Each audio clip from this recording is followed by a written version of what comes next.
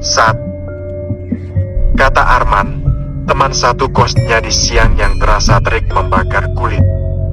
Pemuda itu meringkuk di dekat dinding, pada sebuah kasur busa yang terhampar begitu saja di atas lantai keramik kamar kos yang hanya berukuran 3 kali 4 meter saja. Satria berjalan mendekat, mengecek suhu tubuh sahabatnya pada bagian dahi. Astagfirullahaladzim, panas banget ini mah, Man. Pekiknya tertahan setelah menyentuh kening Arman. Ayo, kita ke dokter. Dengan cepat Satria menyiapkan segala sesuatu yang dibutuhkan untuk membawa sahabatnya itu ke dokter. Kemudian memakaikan jaket pada tubuh Arman. Setelah itu menyiapkan sepeda motornya. Aduh, sepertinya dia nggak bisa pegangan kuat sampai ke klinik. Jangan-jangan malah jatuh di jalan. Satria lantas pergi keluar kamar kos, lalu memanggil Idris, tetangga sebelah. Bang Idris, tolong bantu bawa Arman ke dokter. Bang, dia demam.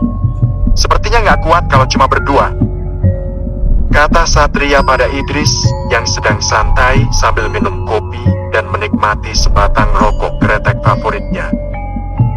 Yaelah, ganggu aja lu tong. Bentar, gua habisin dulu nih kopi. Jangan lama-lama, Bang. Aku takut dia nggak kuat. Wajah Satria tampak sangat cemas, karena suhu tubuh Idris memang benar-benar tinggi dan sangat takut bila ternyata menjadi gejala sebuah penyakit serius. Iye, sabar, sahut Idris dengan logat Betawinya yang menjadi ciri khas gaya bicaranya. Padahal dia bukan orang Betawi, melainkan pendatang dari Jawa Tengah. Telah puluhan tahun hidup di Jakarta membuat logat bicaranya berubah sesuai tempat tinggalnya. Idris buru-buru menghabiskan kopi dalam gelas kaca transparan. Setelah itu mematikan nyala rokok pada sebuah tatakan yang menjadi tempat gelas itu berdiri. Idris melongo ke dalam ruangan sempit yang menjadi tempat tinggal Satria dan Arman beberapa waktu terakhir. Idris ikut memeriksa kondisi Arman. Demam biasa ini. Yaud, kalau mau dibawa ke dokter gua temenin. Dengan susah payah keduanya memapah Arman keluar dari kamar kos itu. Satria yang mengendarai sepeda motor, sementara Idris memegangi Arman dari belakang. Beberapa kali tubuh Arman terguncang ketika tanpa sengaja roda sepeda motor melewati lubang jalanan. Idris cukup kewalahan menjaga tubuh Arman agar tidak terjatuh. Hati-hati napa, Sat! Omel Idris dari bangku belakang. Tubuhnya yang kurus kering mudah sekali terpental ketika sepeda motor berada di jalur yang tidak mulus. Iya, Bang, maaf kagak sengaja. Setibanya di klinik yang berjarak 200 meter dari kos. Hanya demam biasa. Pasien mengalami gejala tipes akut. Ini ada resep untuk ditebus di apotek depan, kata dokter yang memeriksa Arman. Satria menurut. Meski instingnya mengatakan jika sakit yang dialami oleh sahabatnya bukanlah sekedar demam biasa, tetapi saat ini sebaiknya adalah pertolongan pertama, sehingga memilih untuk membawa Arman pulang dan merawatnya di kos saja. 3 hari sudah berlalu. Tidak ada perkembangan yang baik pada kondisi kesehatan Arman. Pemuda itu justru terus mengigau siang malam. Kedua matanya enggan terbuka dan selalu ingin dalam kondisi tertidur terus-menerus. Hal ini membuat Satria merasa sangat khawatir.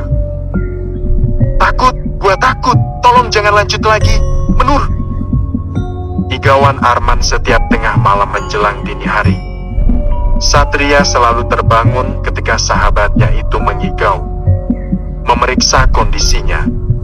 Panas yang dialaminya tidak kunjung turun, meski telah menghabiskan semua obat yang diberikan oleh dokter tempo hari. Jangan, Menur, itu terlalu panjang.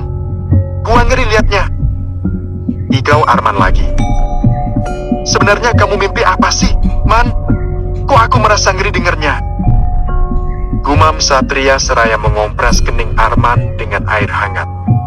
Akan akan menggunakan air dingin, tetapi dia takut jika Arman justru menggigil kedinginan. Keesokan harinya Satria kembali membawa Arman ke rumah sakit. Ruangan IGD tujuan utamanya, karena pasti akan langsung mendapatkan penanganan serius oleh tim kesehatan yang bertugas. Pasien hanya mengalami demam tipes biasa. Jawaban yang sama dengan dokter saat Satria membawa Arman periksa kesehatan untuk pertama kalinya. Satria tidak semudah itu mempercayainya. Jika hanya tipes biasa, mengapa enggan membuka mata hingga berhari-hari lamanya? Ibu Satria juga pernah sakit tipes, tapi tidak pernah mengalami apa yang dialami oleh Arman sahabatnya. Saya yakin sahabat saya ini bukan cuma sakit tipes biasa, dok. Tolong periksa lebih teliti lagi. Saya khawatir jika dia mengalami sakit yang serius, kata Satria memohon pada dokter yang menyampaikan hasil diagnosa. Ini bukan sebuah diagnosa biasa, Mas. Kami sudah melakukan uji laboratorium pada sampel darah milik pasien. Silakan dibaca kertas hasil pemeriksaan laboratorium. Satria tidak habis pikir.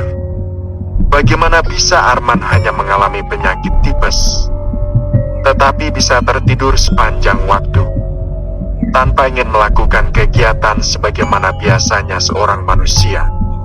Makan, minum, bahkan buang air pun seperti tidak memiliki keinginan itu. Dokter memberikan perawatan di rumah sakit tersebut agar kondisi Arman lekas membaik. Namun tidak ada perubahan berarti. Malah semakin parah dan hanya terus memejamkan kedua matanya dengan ikauan yang semakin misterius. Seolah-olah saat ini Arman sedang diganggu oleh makhluk gaib. Ini apa? Satria sangat terkejut ketika mengganti pakaian Arman yang basah oleh keringat dingin sahabatnya itu. Ada begitu banyak bekas cupang di sekujur tubuhnya Arman. Warna memar yang sudah berubah keunguan nyaris memenuhi seluruh kulitnya. Ketika disentuh terasa begitu lembek dan seperti ada sesuatu yang hidup di dalamnya. Merasa ada sesuatu yang janggal, Satria lantas memanggil dokter yang bertugas di ruangan tempat Arman dirawat. Ini aneh, belum pernah ada penderita penyakit tipes yang mengalami ini sebelumnya. Pasien juga terus meracau tiada henti. Gumam dokter wanita berusia 40 tahunan itu. Jadi bagaimana, dok?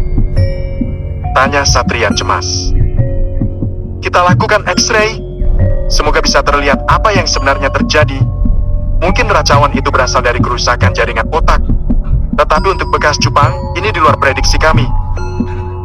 Dokter itu kembali tampak berpikir dengan keras.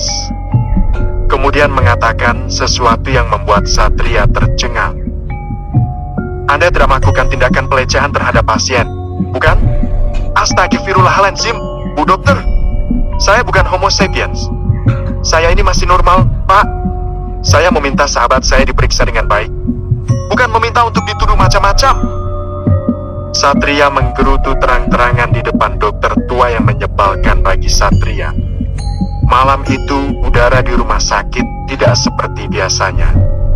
Terasa begitu sunyi, senyap, dan dingin. Bahkan langkah kaki perawat dan petugas rumah sakit lainnya tidak terdengar. Padahal meski di tengah malam, akan ada saja petugas rumah sakit yang berlalu lalang. Langkah kaki dari sepasang sepatu akan menimbulkan bunyi gaduh, yang seakan-akan membuat suasana rumah sakit menjadi lebih hidup. Pada detik yang sama, Arman kembali mengigau, namun kali ini dengan igauan yang lebih gelap dan mengerikan. Suaranya melenguh seolah-olah dia sedang terlibat dalam tindakan asmara, lengkap dengan desahan dan mimik wajah yang tampak larut dalam kenikmatan yang terlarang. Melihat itu, bulu kuduk Satria berdiri, merasakan hawa dingin menyelubungi seluruh tubuhnya. Sepertinya sesuatu yang tak kasat mata sedang memanfaatkan tubuh Arman untuk sebuah ritual misterius. Datanglah kepadaku, wahai anak manusia yang tampan rupawan. Aku akan memberikan semua yang kamu idamkan. Suara itu mengalun merdu, seolah membawa Satria ke dalam sebuah dimensi yang lebih gelap dan menyeramkan. Satria melihat sekeliling, tetapi tidak menemukan apapun. Selain hanya Arman yang terus menggelinjang seolah sedang mengalami klimaks.